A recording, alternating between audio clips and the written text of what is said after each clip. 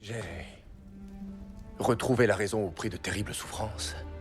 Et toi, tu viens me rappeler à la folie. Mourir mais refuser. Et je refuse de vivre tout seul. Tu as compris que j'avais fabriqué quelque chose d'horrible. Pas quelque chose. Quelqu'un. Tu as créé de tes mains quelqu'un. Moi, je suis peut-être un assemblage, mais je pense. Je ressens. Je n'ai qu'une seule requête. Fabrique une autre créature comme moi. Et après quoi? La procréation? La reproduction?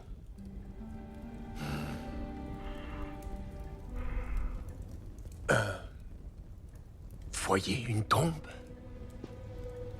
La mort, engendrant la mort, engendrant la mort. Une race de démons qui se propage sur la terre, l'obscénité qui se perpétue à l'infini. Je suis obscène à tes yeux, mais aux miens, je suis simplement... Disparaît! Jamais!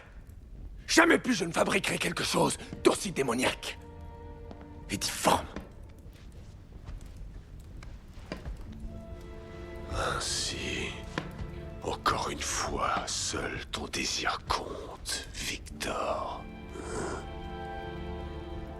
Ton infâme désir de me mettre au monde, aujourd'hui me condamne.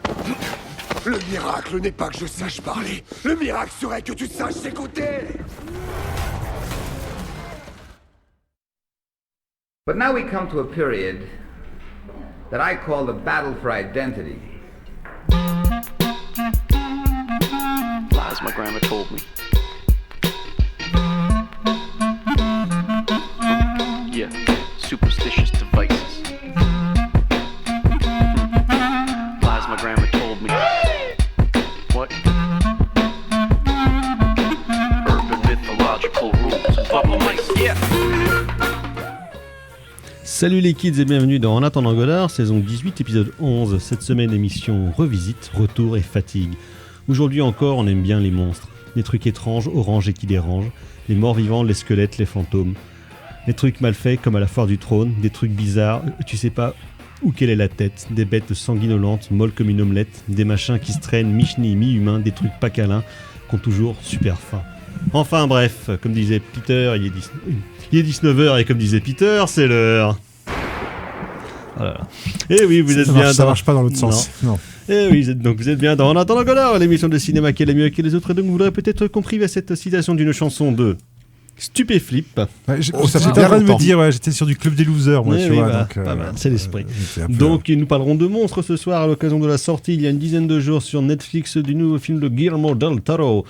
Frankenstein, pour l'accent je sais. Et ensuite nous parlerons des copains de Eddie Coyle de Peter Yates qui vient de ressortir en DVD et Blu-ray chez Rimini. Et pour parler de ce joyeux programme autour de cette table, il y a bien évidemment la fine fleur de la critique du Grand Ouest à ma gauche, toujours à ma gauche, il y a carrément Florey. Bonsoir Thibaut. Salut Thomas, salut à toutes et à tous. Il y a également le docteur Erwan. Bonsoir docteur. Bonsoir. Et à la mise en son et à la parlotte de cette émission, il y a Margot. Bonsoir Margot. Bonsoir. Donc voilà, ce sont les forces en présence. Avant de passer à la section critique de cette émission, quelques nouvelles neuves de tête de ligne. De la merde. De la merde. De la merde. De la merde. De la merde, de la merde. Ah, oh, ça oui, c'est du bon travail. Les agendas locaux pour commencer. Donc le prochain film du dimanche soir après Terminator 2 Judgment Day de James Cameron, qui est donc passé dimanche dernier. A priori, donc, en tout cas, ce sera le 6 décembre prochain. Et donc, a priori, normalement, c'est bon. Ce sera Master and Commander, enfin, de Peter Weir, qu'on aura l'occasion de voir ou revoir en salle. Ce magnifique, ce formidable film de gros bateaux et d'aventure. Un des meilleurs chefs-d'œuvre de gros bateaux et de gros bâtards. De gros bateaux et de gros bâtards, formidable. Je suis très content de enfin pouvoir le voir en salle. Et ça fait longtemps qu'il tourne dans les boucles de mail. Quand est-ce qu'on peut le passer depuis le début. Depuis qu'on a créé le film du dimanche soir, il y a 6 ans, avec les copains du cinéma et moi, effectivement, c'est un des premiers films qu'on voulait passer. Le film n'était pas disponible, mais enfin.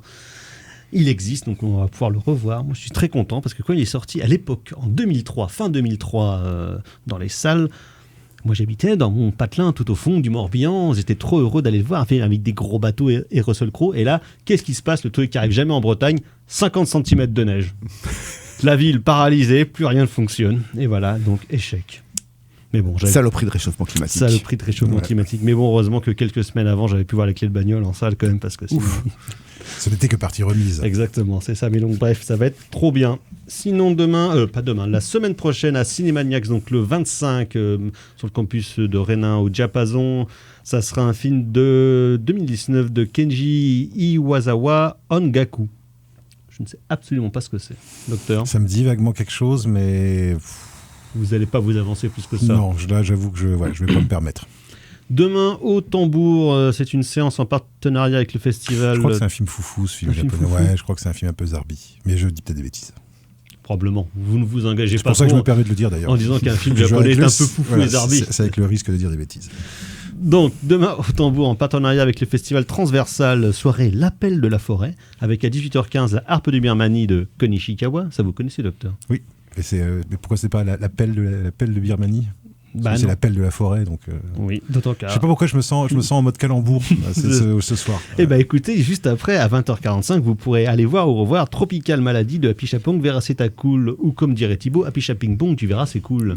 Tropical Maladie. Tropical. Eh ben ça promet.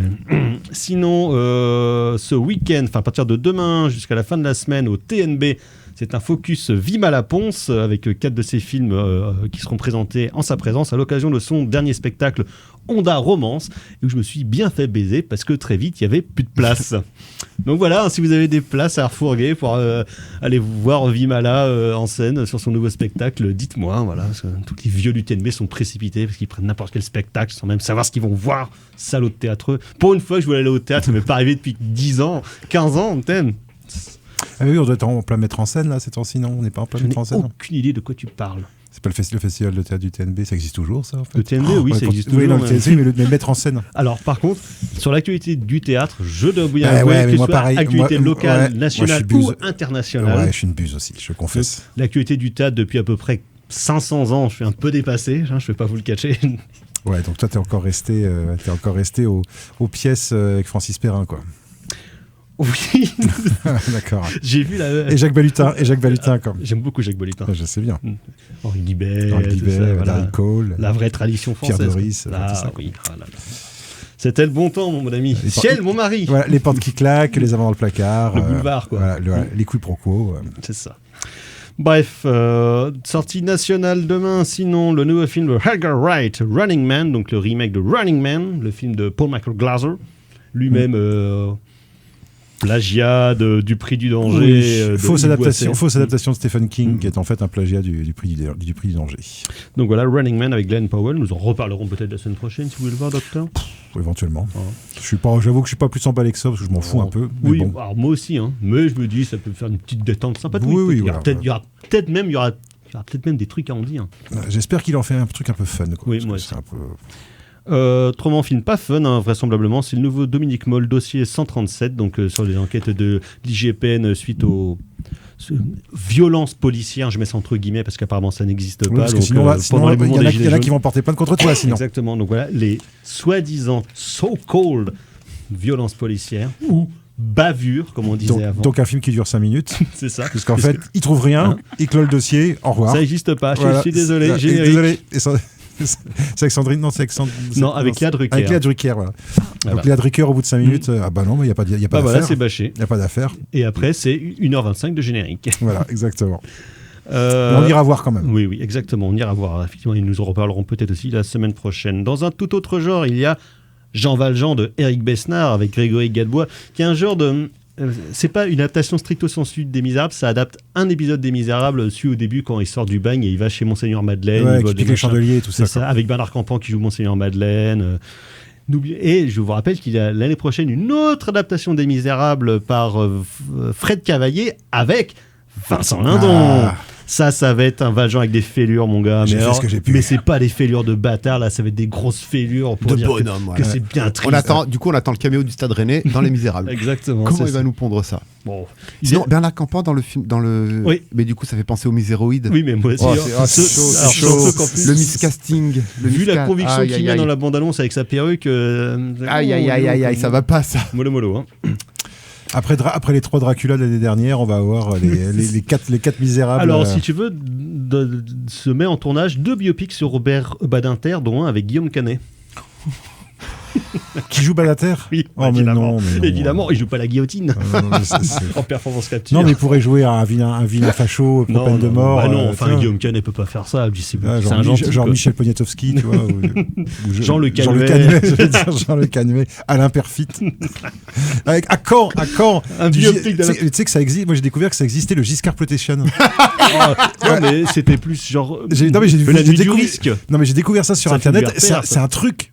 Il y a un concept, le Giscard Plotation. Il y a une, Ça va être super. Il y a une musique qui s'appelle Valérie Giscard d'Estaing. Et c'est un son, et le groupe ça s'appelle Dombrance, et on entend juste le nom Valérie Giscard d'Estaing dans la musique. Et c'est assez bien fait, mine de rien, c'est un Excellent, truc mais qui est ouais. assez entraînant. Et voilà quoi. Donc, il y a un revival. Les jeunes avec Giscard, quoi. Il y a un revival. Les jeunes de 20 ans font Et qui pour un biopic sur Alain Madelin? Gilles Lelouch. Oh, bien. J'aime ta façon de penser. Gilles Lelouch. Bref, Avec autrement, Bernard Campan dans le rôle de Gérard Longuet. et Didier Bourdon dans le rôle de Claude Guasguen. Ah, super. J'en suis. Je signe direct. Je signe direct. Direct. Autrement, sans rapport, demain sort Wicked partie 2. On est tous fatigués. On est tous fatigués. Hein.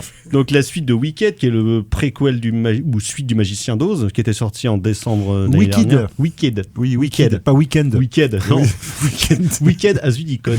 Wicked. Wiki, donc Wicked, voilà. Wicked. De John Chu, hein, le mec qui nous avait salopé G.I. Joe 2, mais qui avait fait au moins un bon film, Sexy Dance 3D, rappelons-le. Rappelons-le.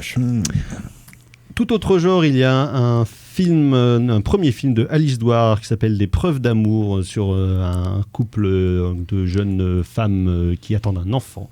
Donc comment ça a l'air pas facile et compliqué, et ça a l'air plutôt pas mal pour le coup. D'accord. Il y a sinon un film, pas un documentaire, un film de fiction réalisé par Scarlett Johansson qui s'appelle Eleanor the Great. Aucune idée de quoi ça parle, à part qu'il y a une vieille sur l'affiche. Je crois que c'est elle, non? Ah bon? Elle est pas, elle Non, a pas 90 ans encore. Dit à l'envers.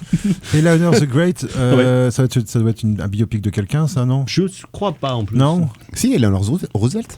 Ah bon? Ah bah oui, c'est ce que j'allais dire, Eleanor Roosevelt. Ah ouais, bah oui. Ça, donc ça, c'est bien un truc qui m'intéresse pas du tout. Hein. Oh.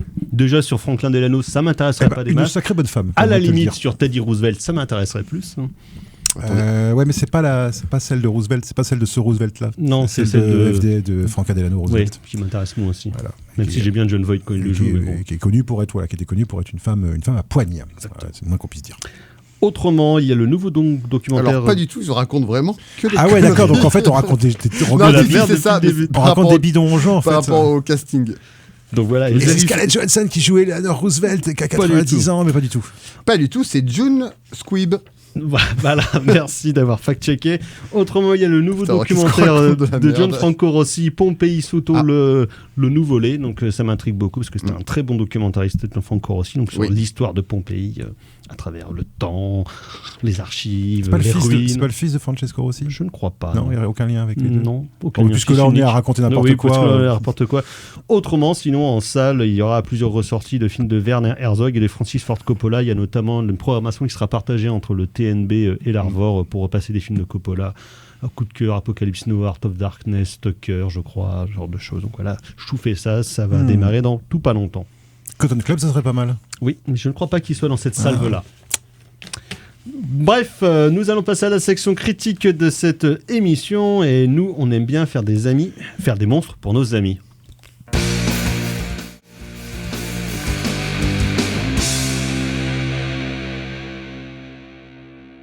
En attendant Godard sur Syllab, et donc c'était Didi Ramon avec Nina Hagen pour, Pardon, j'étais pas du tout. pour la chanson I'm Making Monster for My Friend, que Didi avait écrit pour les Ramones, même une fois qu'il avait quitté le groupe, il a continué à écrire pour les Ramones, et donc Didi après l'a repris sur un de ses albums solo, dans sa formidable carrière solo, bigarrée et chamarrée, mais néanmoins Passionnante.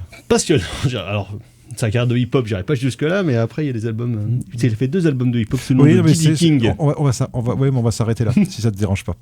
Pourquoi ? Parce que je suis sûr que c'est pas bien. Ah non, c'est pas bien, non. C'est drôle. Les clips sont très drôles. Donc, bref, I'm making monster for my friend, parce que de monstres, il y en a donc question, bien évidemment, dans le nouveau film de Guillermo del Toro, qui est Guillermo del Burrito, comme dirait Thibaut, qui donc sort son... Comment tu le fais passer pour un vieux raciste de merde, quoi, franchement, quoi. Alors que c'est toi qui arrête pas de le dire tout le temps. Pas du tout, vous n'avez pas de preuve. Donc, Frankenstein... projet de 30 ans pour Guillermo del Toro, donc qui en parle depuis justement 30 ans à longueur d'interview, depuis quasiment la sortie de Chronos. En tout cas, c'est dans ses nombreux projets non faits avec Monte Cristo et les montagnes hallucinées, par exemple. Et donc, on sait bien que comme tous les projets de 30 ans, souvent, c'est pas terrible, mais c'est au moins fascinant. Et là, incroyable, il a réussi la jonction des deux. À la fois, c'est pas terrible et c'est pas vraiment intéressant. Donc, allez, pour passer à autre chose. Non, mais donc Del Toro évidemment reprend la figure de la créature de Frankenstein qui a été traitée maintes et maintes fois dans toute l'histoire de cinéma. Une des occurrences évidemment les plus connues, c'est le film de James Whale de 1931. Donc voilà, film matriciel et qui aura pour le coup vraiment inspiré tous les films suivants, même si celui-là, un peu comme le film de Kenneth Branagh en 95, essaye de revenir à la source et au roman de Mary Shelley, notamment en s'inspirant plus de la structure du roman de Mary Shelley qui était un enchâssement de récits en fait. Oui, parce que le film de James Whale est plutôt adapté d'une pièce de théâtre, ouais. Comme le Dracula d'ailleurs de Browning avec Bela Lugosi. Exactement. Et donc là, Del Toro, fort de ses derniers succès, même si Nightmare Alley, qu'on avait chroniqué ici, n'avait pas très bien marché au box-office, en tout cas ses films précédents, notamment Pinocchio, qui était déjà pour Netflix, et puis La Forme de l'eau, qui était le film pour lequel il s'était ramassé une petite palanquée d'Oscar.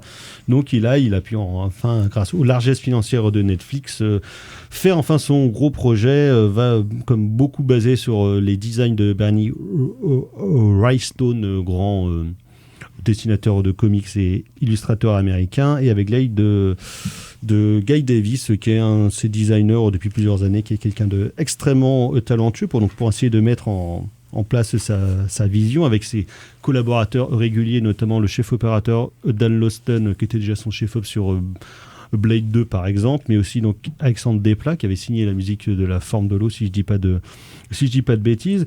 Et donc de toute façon, Frankenstein, c'est une créature la créature de Frankenstein contient à peu près toutes les obsessions de l'œuvre et du cinéma de Guillermo del Toro, mais ici je trouve qu'il les fait rejaillir dans un peu une sorte de Tim Burtonisation de son cinéma, ce qu'on avait déjà parlé au moment de la sortie de Nightmare Alley, où la fin du film pouvait laisser présager qu'il se dirigeait dans cette direction-là, et malheureusement je trouve que c'est un peu le cas, parce que ce soit en termes visuels, en termes narratifs, en termes de personnages, finalement je vois ça un peu comme une ressucée, comme une reprise de tout son cinéma depuis une trentaine d'années justement, ce qui moi m'a intéressé quand j'étais adolescent, on va dire, et que j'ai découvert les films, et qui en vieillissant et en revoyant les films ne me parle en fait plus du tout. Cette esthétique-là, cette fausse naïveté-là, en fait, ne m'intéresse absolument plus. Et je trouve que là-dedans, en termes narratifs, en termes dramatiques et en termes de personnages, finalement, ça ne fonctionne plus du tout et ça ne m'intéresse pas, d'autant que je trouve que le film est pour le coup vraiment gâché par une facture visuelle assez laide et une technique globale que je trouve vachement en dessous de ce à quoi il avait pu nous habituer par le passé. Thibaut. Oui, clairement. Est-ce que le film est une déception dans le sens, je ne sais pas, dans le sens où une déception, inclurait une attente. Voilà. Ici, c'est comme pour Catherine Bigelow quand on avait chroniqué, tiens c'est bizarre, toujours pour Netflix, quand on avait chroniqué House of Dynamite. Qu'attendre d'un réalisateur ou d'une réalisatrice quand les chefs-d'œuvre ont déjà été pondus. Guillermo del Toro, c'est une figure majeure quand même du cinéma de genre contemporain. Il a fait ses chefs-d'œuvre, Les Chines du Diable, Le Labyrinthe de Pan, bien entendu. Je me souviens de la badasserie qui était Blade 2 à sa sortie, où tout le monde, en fait, avait vraiment sauté de son siège. Et puis je trouve que petit à petit, voilà, il a quand même réussi à faire des trucs sympathiques. Pacific Rim, par exemple, c'est Oui. c'est sympathique. Il n'y a pas de quoi sauter au plafond, mais c'est sympathique. Mais en fait, du coup, quand ce Frankenstein-là, comme tu le dis, arrive, projet de 30 ans, forcément ça se casse la gueule, et forcément ça se casse la gueule quand c'est via une production Netflix. Dans le sens où Netflix a son cahier des charges, et tu sens que ici, on veut plaire à peu près au plus grand monde, au plus grand nombre de spectateurs, on veut générer du clic, mais au final, est-ce que le projet plaît lui-même à Guillermo del Toro? Je ne suis pas c'est sûr. marrant, c'est comme tous ceux qui vont chez Netflix pour faire leurs vieux projets, genre Fincher avec Mank, Scorsese Mais Mank, avec Irishman, tout ça, c'est des films, tu te dis, il n'y a pas de producteur derrière, il y a juste de la maille et un cahier des charges, mais il n'y a pas de producteur. Mais Mank, il y avait quelque chose d'intéressant. Il y a le Roma d'Alfonso Cuarón aussi. Il y avait des choses qui n'était intéressantes. Pas une prod Netflix. C'était un film qui était racheté par Netflix. Oui, c'est vrai. Ici, en fait, c'est quoi? Il n'y a pas d'intérêt. Vraiment, il n'y a pas d'intérêt. Alors que tu dis que c'est dépassionné comme truc. Alors que la mythologie Frankenstein est une mythologie foncièrement del-toroienne, mais en fait, ici, tu ne sais pas où est-ce qu'il se place. Je trouve que le film, en revenant finalement au texte initial de Mary Shelley, je trouve que le film, en fait, perd en équilibre. La première, le récit, on va dire, de Victor, du professeur Frankenstein, je trouve du docteur, pardon. Je trouve il est complètement parasité par la performance full cabotinage de Oscar Isaac, et encore full cabotinage, je suis vraiment très gentil. Et muscle dehors aussi. Hein. On dirait franchement Al Pacino qui a pris de la coke, du protoxyde d'azote mélangé avec une bonne rasade de whisky. Il en fait des caisses, c'est un euphémisme. Du coup, le film clairement est dépassionné. On ne se raccroche pas du tout à la dimension mythologique, diémurgique, icarienne en fait de ce docteur-là. Le Prométhée moderne, c'était le sous-titre du livre de alors là, Michel. en fait, ça passe totalement à l'as parce que la performance ne va pas du tout. La performance de l'acteur ne va pas du tout. Et de l'autre côté, il y a le récit de la bête. Je trouve qu'il ne s'en chasse pas très bien parce que tu as l'impression qu'en fait Del Toro s'en fout de la bête. Oui, alors que c'est quand même, ça reste quand même très étonnant. Il n'y a aucune émotion. Il n'y a aucune. Alors l'émotion. Peut-être que l'acteur, j'ai oublié son... Jacob Elordi. Son nom. Alors, il essaye de faire des trucs, mais franchement, le design, il est pourri. J'ai l'impression de voir Gollum dans Le Seigneur des Anneaux. On dirait un truc démo, tu sais. Ah ouais, franchement, c'est moche. Les mots Frankenstein. Il y a pas d'émotion. Où est le rapport enfantin de Frankenstein? Parce que bien entendu, la figure de Karloff, avec la scène du lac, des fleurs et du lac, bien entendu, revient en mémoire. Où est la dimension, on va dire, communautaire, sociale de Frankenstein? Alors, ici, on voit pas, il reste dans sa maison. Où est la dimension amoureuse, ou le petit crush qu'il peut y avoir avec Mia Goth? Mia Goth, par contre, hyper bon choix de casting. Ouais, mais le perso féminin est vraiment écrit, il est torché à la truelle. Donc au final, on se retrouve avec une espèce d'énorme gloubi-boulga surparasité par la musique d'Alexandre Desplat, qui en fait des caisses. Ouais. On dirait du Mickey Mousing. Oui, c'est ça. Regardez, il est triste. Et en fait, le tout fait que c'est une énorme guimauve indigeste où en fait, on trouve ça laid, pas intéressant, pas du tout émouvant, et en fait on se dit on a perdu 2h15. C'est quand même con de la part d'un cinéaste de l'importance de Guillermo del Toro. Margot. Je vais être assez d'accord.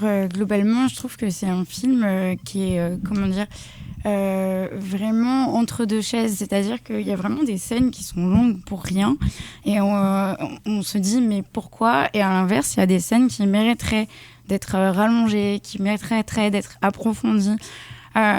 Effectivement, le personnage de Mia Goth pourrait être un peu mieux écrit, un peu plus développé, et on pourrait s'attarder là-dessus.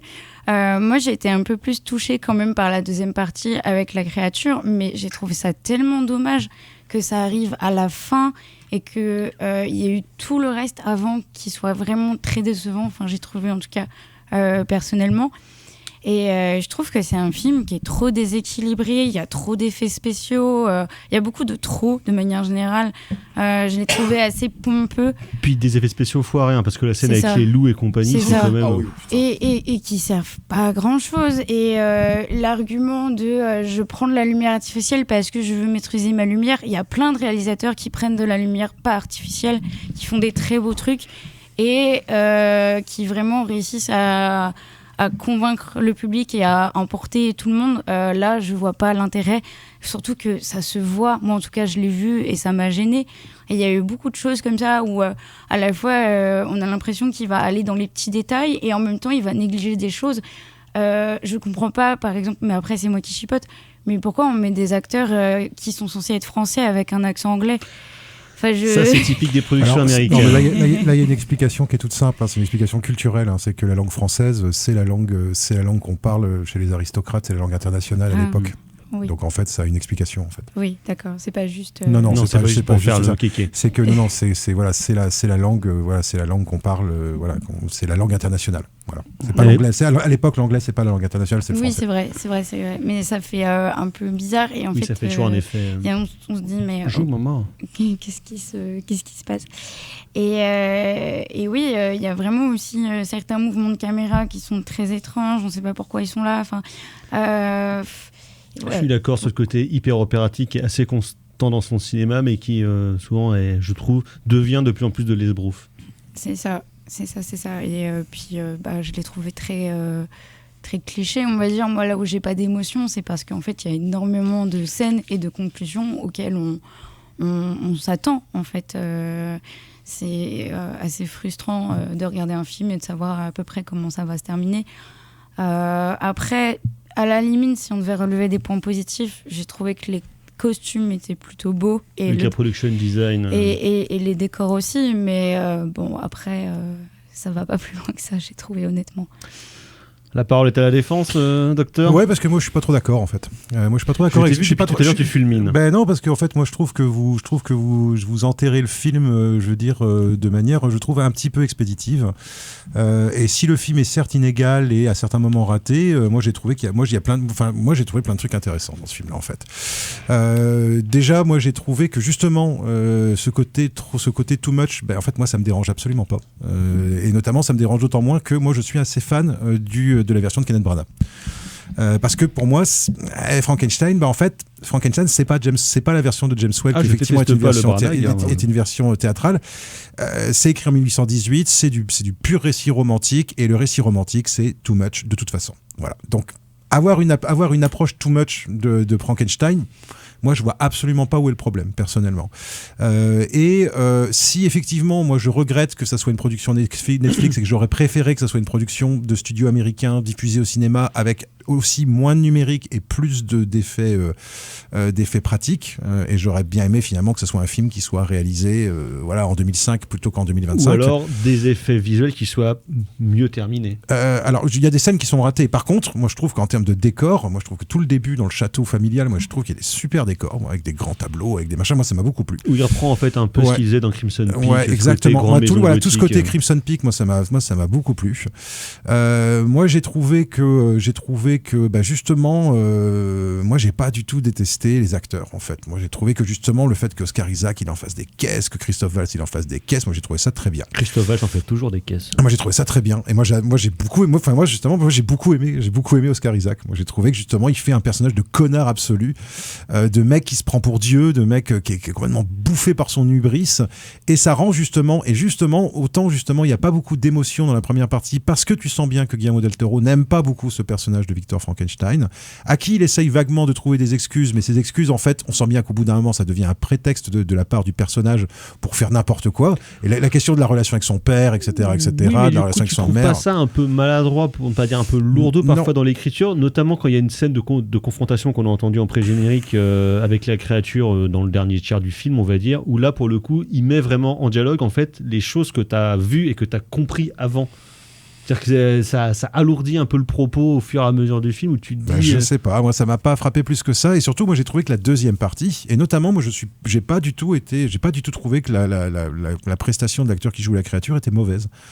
Moi j'ai trouvé justement que joue sur la pantomime. Ouais, puis avec un côté presque simiesque, animal, enfantin à certains moments. Moi je trouve qu'il y a des tas de moments où moi je trouve qu'il est vachement touchant. Je trouve qu'il y a tout ce qu'il y a autour de la question de l'apprentissage, moi que j'ai trouvé assez passionnant. Et la manière dont justement l'apprentissage se fait par le visuel, par des effets par le recours à des visuels, toutes les scènes avec l'aveugle, moi j'ai trouvé ça vachement bien. Et moi j'ai trouvé finalement que le pardon final, en fait moi je l'ai pas trouvé nul ni moi au contraire moi j'ai c'est un peu facile. J'ai pas été trouvé écoutez peut-être que j'aime bien le cinéma facile, qu'est-ce que vous voulez que je vous dise, mais moi j'ai pas trouvé ça, j'ai pas été c'est pas un film facile. J'ai pas été transporté au sens où voilà, effectivement il y a d'autres films de Guillermo del Toro que je mettrais avant. Par contre, d'une part, je trouve pas que ça soit du tout un film incohérent par rapport à ce qu'il essaye de faire, et d'un autre côté, moi je trouve que l'affection qu'il a pour cette créature, moi je l'ai ressenti en tout cas moi dans ce film là, et j'ai même je vais aller jusqu'au point où j'ai trouvé que cette espèce de maquillage un peu fake, et ben moi je le trouvais bien en fait. J'ai trouvé bien que ça soit un peu fake en fait. Moi j'ai trouvé bien autant effectivement les loups tout ça, bon c'est naze, mais par contre ce côté un peu justement old school de ce maquillage, je regrette justement qu'il n'y ait pas eu plus de choses comme ça dans ce film-là, plus de côté un peu carton-pâte quelque part dans ce film-là. Et moi j'ai aussi quand même apprécié qu'il y ait un peu de gore dans ce film-là, malgré tout, quelques mâchoires arrachées, quelques beaux plans de cadavres, quelques jolis giclées de sang, qui vont bien. Voilà, moi j'ai pas non plus détesté ça non plus. Moi je m'attendais à un film beaucoup plus lisse de ce point de vue-là, je m'attendais à un film beaucoup plus safe en termes de violence graphique. Je trouve qu'il n'y en a pas assez. Mais je trouve que le côté brutal de la brutalité en fait de la violence, je trouve qu'elle ressort plutôt pas mal, et je trouve que le côté puissant en fait de la créature de Frankenstein. Et puis il y a un autre aspect moi que j'ai bien aimé, c'est le fait qu'il meure pas. C'est le fait que la punition, enfin je veux dire le châtiment de la créature de Frankenstein, c'est son immortalité. Et ça, moi je trouve ça bien, parce que je trouve qu'il a ça dialogue avec l'idée de ce personnage de Victor Frankenstein qui essaye d'acquérir l'immortalité par la science, et qui essaye d'acquérir l'immortalité par le fait d'être reconnu comme le grand scientifique, celui qui a vaincu la mort, etc. et qui est d'une vanité complètement incroyable, et qui se rend pas compte que ce désir d'immortalité, c'est un fantasme vénéneux, c'est un fantasme pourri, et il va transférer cette espèce de fantasme qu'il a pour lui-même, il va le transférer sur sa créature. Et sa créature, elle est maudite à cause de ça, et elle, ce qu'elle veut, c'est mourir. Enfin, moi, je trouve qu'il y a un truc vachement bien qui se joue là, quoi. Et qui, moi, j'ai trouvé qu'il y avait des thématiques intéressantes. Je regrette que, par exemple, la dimension sexuelle avec Mia Goth, c'est pas été plus loin. Ouais, mais parce que le sexe chez Guillermo del Toro, c'est pas trop son truc. C'est pas trop son truc. Ça existait un peu dans Nightmare Alley, mais tu sens qu'il est pas à l'aise avec ça. Non, pas du tout. C'est vraiment c'est comme Gilliam, en fait. C'est des réalisateurs qui sont pas très à l'aise avec ce côté charnel, quoi, en fait. Que Del Toro, il a un imaginaire où tous ces monstres sont très beaux, sont très jolis, mais où la question charnelle, justement, la question du désir, n'entre jamais en prise de compte chez tous ces personnages. Et pourtant, tu sens avec Mia Goth, tu sens qu'il y a une attirance, tu sens qu'il y a de la libido qui s'exprime chez elle. Ouais, mais c'est de la libido d'enfant, quoi. Oui, alors c'est ça le truc. Moi, ce que je regrette, c'est qu'il y a plein de trucs bien qui sont esquissés, qui n'ont pas été jusqu'au bout. Par exemple, il y a un autre aspect, moi, que j'ai trouvé qui était hyper intéressant, et je regrette qu'il n'ait pas été plus creusé, c'est le fait que Christophe Waltz soit marchand d'armes.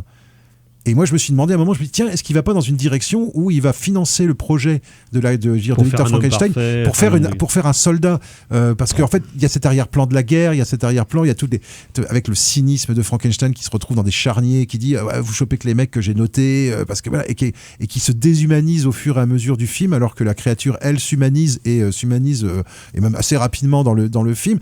Ah non, pour moi, il y a plein de trucs quand même dans ce film. Pour moi, c'est pas un film. Moi, je me suis 2h40, et je trouve 2h40. Moi, j'ai vu une version de 2h42, très exactement, du film. C'est long que ça. Ah oui, 2h42. C'est les génériques Netflix, ils sont abusément longs. C'est 2h42. Alors peut-être 2h20, effectivement, générique compris, enfin générique pas compris, mais et voilà, moi c'est pas un film parfait, c'est loin d'être un film parfait. Mais je vois bien ce qu'essaye de dire Guillermo del Toro. Entre l'intention et le résultat. Ouais, mais moi, ça a relativement bien marché avec moi. Toutes les scènes sur la glace, au début, j'ai trouvé ça bien. Toute la poursuite, enfin, l'espèce de côté obsessionnel, l'espèce de folie qui s'empare des personnages, le fait que tout le monde soit too much, que tous les potards soient à fond tout le temps, ben moi, ça m'a pas dérangé, en fait. Ouais, mais je regrette juste qu'il n'y ait pas eu plus d'effets pratiques, et que ce côté baroque, finalement, n'ait pas été adossé à quelque chose de plus concret en termes de décor, en termes et presque justement quitte à avoir quelque chose de plus artisanal. Voilà, c'est peut-être ce que je regrette, en fait, c'est que le film est peut-être trop riche finalement, où il y a trop de pognon, alors que peut-être que c'est un film qui l'aurait pognon mal dépensé. Voilà. Mais par contre, moi j'ai trouvé il y a des effets de lumière, il y a des alors il y a les histoires avec les photographies, avec les plaques photographiques, il y a quelques effets qui sont sympas. Plans qui sont beaux quand même. Laissez parler Monsieur Fleuret. Il y a quelques amplitudes en effet dans le dispositif opératique. Mais je trouve quand même, s'il y a une chose qui m'a que je trouve intéressante, c'est de se désengager en fait de la forme gothique, purement gothique, pour aller vers du romantisme, pour aller vers quelque chose. Ouais. Parce que voilà, le bouquin de Mary Shelley, là où ça a été écrit, la Villa Diodati, tout ça, sont des archétypes de la culture gothique, et je trouve qu'ils s'en dégagent, finalement ils s'en dégagent un petit peu, parce que le côté too much fait qu'il peut s'en dégager. Donc ça, je trouve ça intéressant, parce que ça apporte quand même une certaine modernité. Mais au final, même si tu sens que oui, il aime pas Victor Frankenstein, mais il y a quand même une forme d'acceptation au final, et je trouve qu'il ne laisse pas en fait Victor courir littéralement à sa perte. En fait, il est là, et puis au final, ça se passe. Oui, quoi. ça va, c'est mais plus tu cool, sens pas le, Non, tu sens mais pas une le danger. tu sens pas cette. En fait, c'est comme un alpiniste. Un alpiniste, en fait, il tente de gravir l'Everest, c'est trop haut pour lui, et petit à petit, tu sens la corde en fait qui est en train de rompre petit à petit, Ouais, et il glisse jusque le vide infini. Et en fait, ici, je trouve que ce vide infini de la part de Victor Frankenstein, je trouve qu'on le ressent pas, je trouve qu'on l'a pas. Au final, alors que moi j'ai bien. En fait, au final, c'est limite ils sont potes. En fait, c'est deux, Non, c'est deux faces d'une même pièce. C'est pas ça. Mais ça raconte pas ça. Enfin, je veux dire, non, c'est la question. C'est aussi une question de pardon, quoi. Je veux dire, non, mais c'est peut-être pas habile, mais moi j'ai trouvé que c'était pas. Moi j'ai pas trouvé. Enfin, moi j'ai pas trouvé le film si désagréable que ça. Moi, je l'ai regardé sans déplaisir. Margot, C'est pas pour parfait, finir. mais quand même, quoi. C'est vrai qu'il y a la question du pardon que je trouve intéressante. Mais c'est juste que, honnêtement, et je reviens un peu sur ce que je disais tout à l'heure, il y a énormément de choses qui sont vues et revues dans le cinéma. Et, il y a le manque de surprise aussi. C'est ça. Dans son Et propre cinéma, lui, d'ailleurs. Même le film de monstre, de manière générale, chez Del Toro, moi, je le trouve assez intéressant et ça a tendance à me plaire. Et j'ai surtout de bons souvenirs d'enfance. Mais justement, comme ça a déjà été fait et refait, si en plus de ça, on n'est pas surpris, que ce soit sur le film en lui-même ou sur l'histoire, en fait, je trouve qu'on s'ennuie vite. Et ce truc du pardon qui arrive à la fin et toute la question de l'humanité, voilà, c'est des questions qui sont intéressantes, mais je trouve qu'elles sont plates. Et moi, c'est vraiment ça qui m'a déplu dans le film. Voilà, moi j'ai pas ressenti ça à ce point-là, quoi. Moi j'avoue que c'est pas un film parfait, ce sera pas mon préféré de Guillermo del Toro, mais par contre j'ai quand même trouvé à bouffer, moi, dans ce film-là, malgré tout. Voilà, j'ai trouvé à bouffer. Il y a des trucs que je trouve pas réussis, il y a des trucs que je trouve franchement ratés. Et puis il y a plein de moments où je me suis dit ah ouais, là c'est quand même pas mal, et puis ça c'est une bonne idée, et puis ça c'est bien, et tiens ce plan là il est cool. Donc dites-nous si vous êtes plutôt voilà. team cheveux longs ou team cheveux courts. On a bouffé, mais en fait au final on se retrouve comme Gérard Larcher, il y en a trop, donc du coup le ventre. Alors effectivement avec le risque de l'indigestion, par contre, ça c'est sûr. Moi c'est plus comme un domac, tu vois, finalement tu restes un peu sur ta faim, quoi, tu vois. Alors que voilà, voilà. Et après t'es une énorme. Bon. Mais bon. Frankenstein donc de Guillermo del Toro, encore disponible sur Netflix. On va passer à toute autre chose, on va remonter le temps et faire un petit braquage.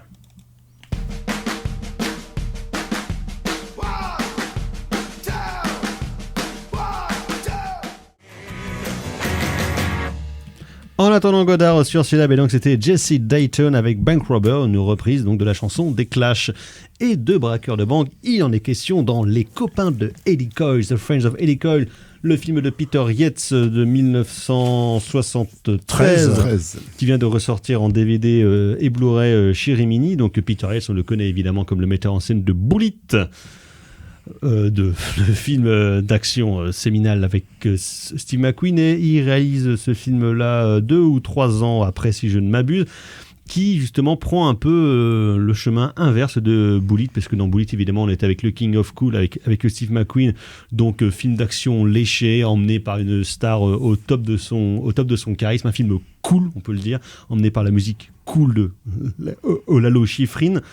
Et là, justement, il prend un peu le revers en faisant un film à l'esprit pas cool, sur des personnages fatigués, sur des personnages usés, ou comme le dit Storey et Samuel Blumenfield dans les bonus, les prolétaires du crime. C'est-à-dire qu'on est vraiment sur cette catégorie de petits gangsters, des petites mains un peu minables, qui font des petites magouilles et qui s'intéressent notamment donc à Eddie Coyle, joué par Robert Mitchum, qui joue très bien le mec fatigué, hein, il a vraiment, je pense, pas à se forcer non plus, qui justement joue un un vieux truand d'une 50aine d'années qui va bientôt partir en tôle pour à peu près entre 3 à 5 ans et qui essaye un peu de se refaire la cerise en donnant des indications aux flics, mais tout en continuant à faire des petites magouilles, et il se trouve pris avec une bande de braqueurs furieux, et qui, évidemment, ça va mal se passer pour lui, d'autant qu'il y a son copain Peter Boyle aussi qui est là, mais qui est un personnage, on peut le dire, équivoque.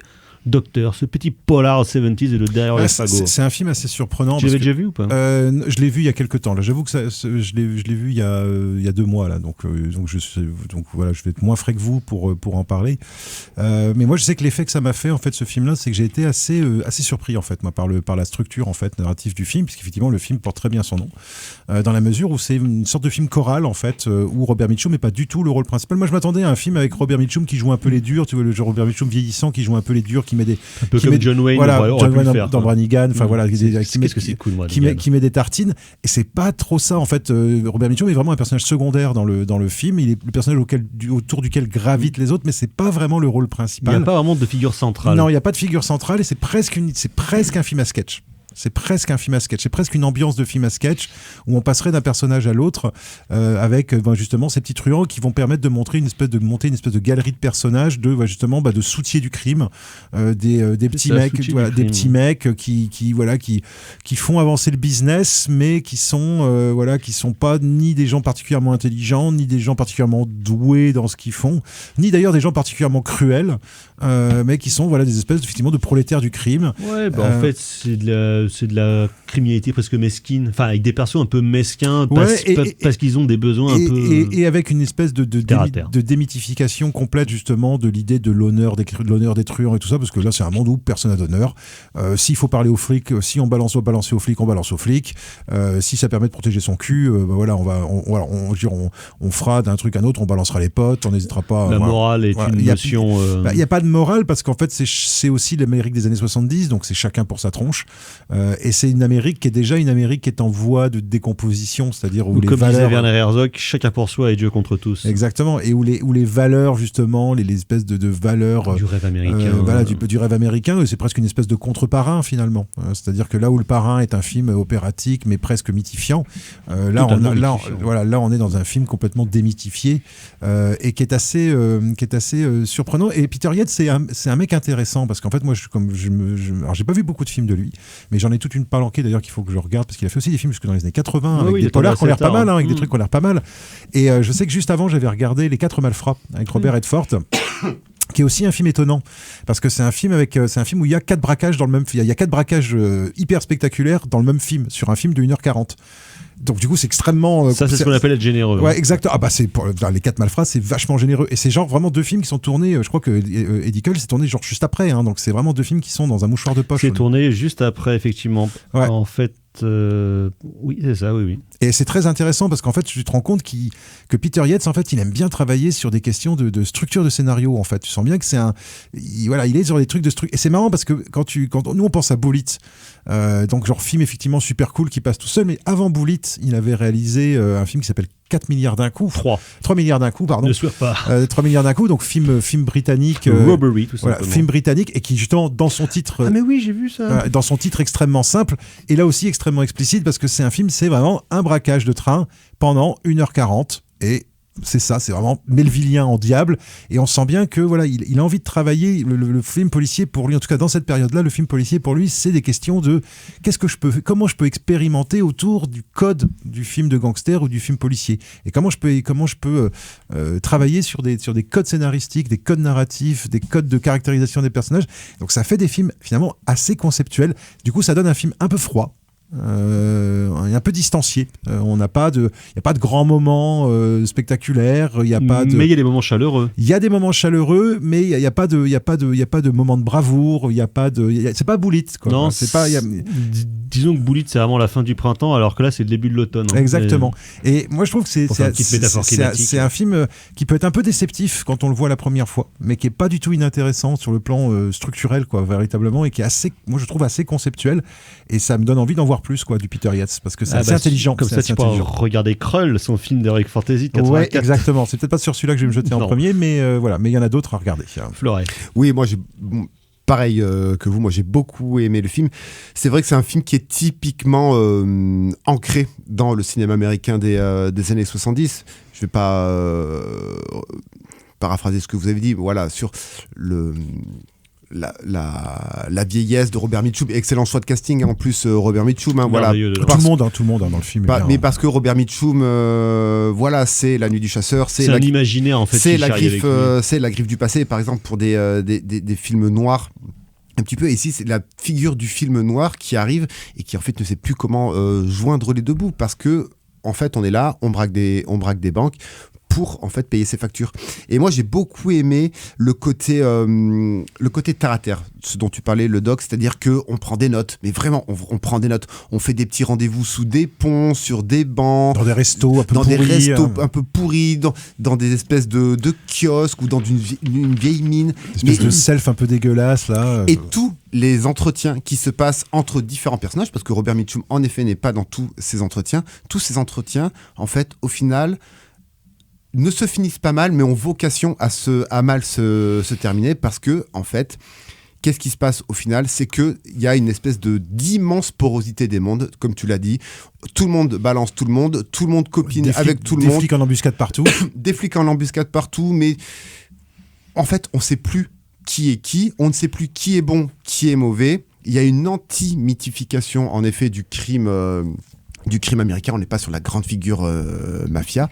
Et en fait, surtout, comme vous le disiez, un film sur la vieillesse, un film sur des corps archi rabattus et fatigués, et puis des scènes, de belles scènes, je trouve, intérieures. Alors, il n'y en a pas beaucoup des scènes. Je crois que de mémoire, il y en a 2.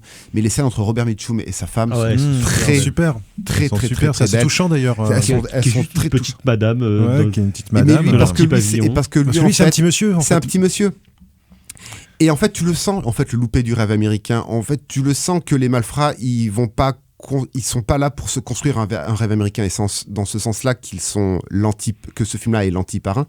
Qu'ils ont raté le coche, parce qu'en fait, ils ont raté le coche, et ils le disent, c'est texto, c'est une ligne de dialogue. Moi, j'ai des copains, en fait, ils ont réussi leur coup et sont taillés en Floride. Mais moi, la Floride, tant pis, j'ai loupé le coche, c'était pas pour moi. Du coup, je vais me retrouver dans le New Hampshire. Ouais. Si tout se passe bien, je suis en tôle dans le New Hampshire. Et en plus, le film termine c'est hyper pessimiste, brutalement, sèchement, mélancolique, tristement en fait. Il termine vraiment tristement, comme et alors il y a la belle scène dans le stade de hockey avec les Boston Bruins, tout ça. D'ailleurs, il cite j'ai regardé après le film, il cite un moment Bobby Orr. Oui, c'est Bobby Orr, le mec. En fait, c'est une putain de légende du hockey sur place. Alors, j'avoue que le hockey, c'est comme le théâtre, j'y connais. Mais il y a quelque chose, là, il y a quelque chose de très américain. On essaye de se rattraper à quelque chose, et au final, il y a la scène de bagnole qui, en fait, défonce tout le reste, et tu fais putain. Pauvre Bobby. Et en fait, on a de la tristesse pour Bobby Mitchum. Et film surprenant, l'anti-bully, c'est vraiment à 2 ans d'intervalle, c'est vraiment très surprenant. Ouais, un peu plus. 68, pardon, donc 5 ans. Donc il fait quand même 2-3 films entre les deux, mais tu sens un peu une genre de maturation et de pessimisme qui est arrivé, ouais. Et puis l'Amérique est en train de changer. 73, c'est la fin de la guerre du Vietnam, c'est le début du Watergate, c'est la désillusion. C'est terminé. Le Watergate est passé. Mais il n'y a pas de. Tu vois, c'est les derniers feux du Sidney Pollack, il y a un côté un peu cool, Sidney Pollack, parce que peut-être le casting, ici, il n'y a rien de cool. Mais vraiment, rien du tout de cool. Les braquages sont hyper bien faits, c'est hyper sec, l'ouverture est ultra funky, parce que la musique Robert est Redford, par exemple.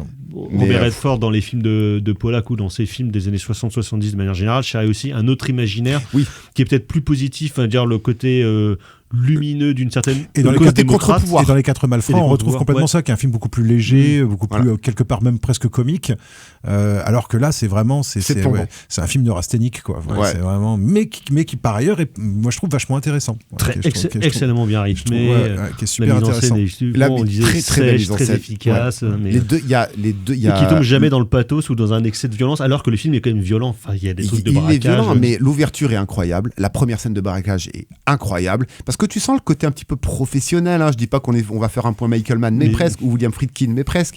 Mais il y a le côté, on sent ce côté professionnel, mais pourquoi faire? Parce qu'au final, tout le monde va perdre. Et ça, c'est triste. Des $20,000, des $30,000, en plus, pas des sommes énormes, quoi. Vraiment des genres de braquage de province, quoi. Voilà.